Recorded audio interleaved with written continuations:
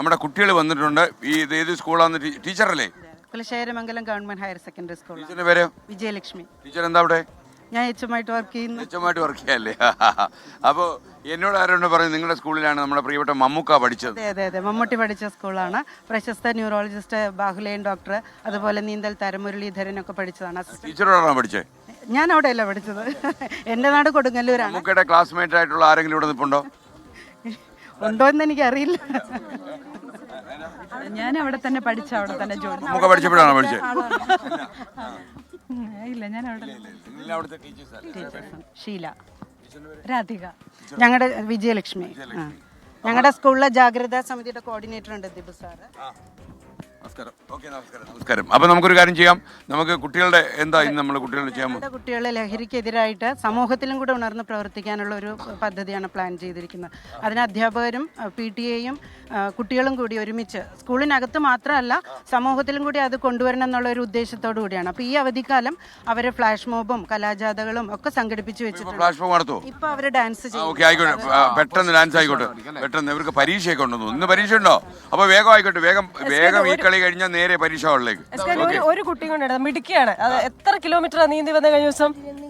11 kilometre. എങ്ങനെയാണ് കൈകെട്ട് നീന്തി? ചുമ്മാല്ല.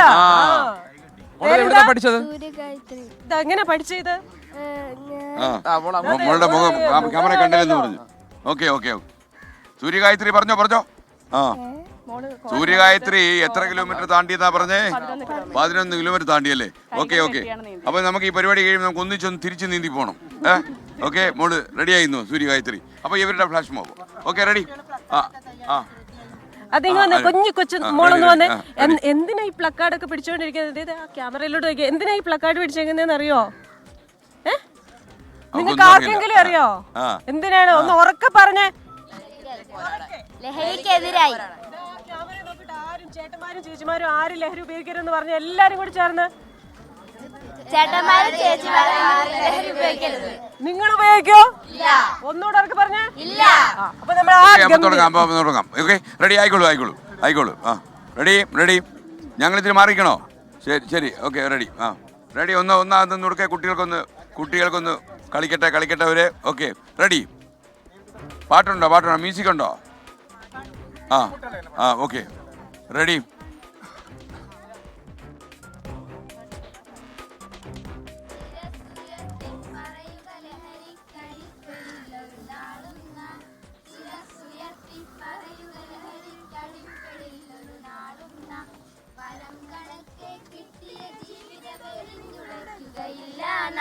വരം കണക്കെ കിട്ടിയ ജീവിതമെറിഞ്ഞുടയ്ക്കുകയില്ല നാം. ശിരസ്സുയർത്തി പറയുക ലഹരിക്കടിപ്പെടില്ലൊരു നാളും നാം. കുരുന്നിലെ പിടികൂടാൻ മാഫിയ പതുങ്ങി നിൽപ്പുണ്ടെമ്പാടും.